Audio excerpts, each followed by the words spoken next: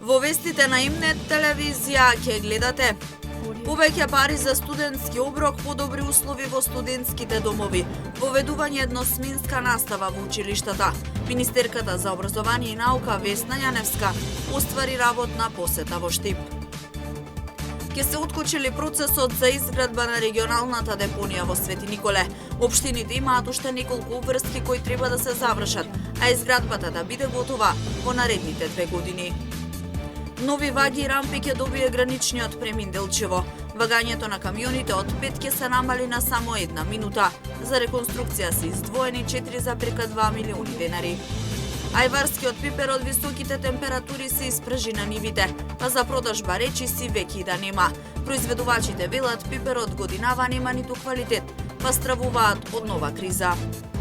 Со вестите почнуваме веднаш по рекламите. Останете со нас.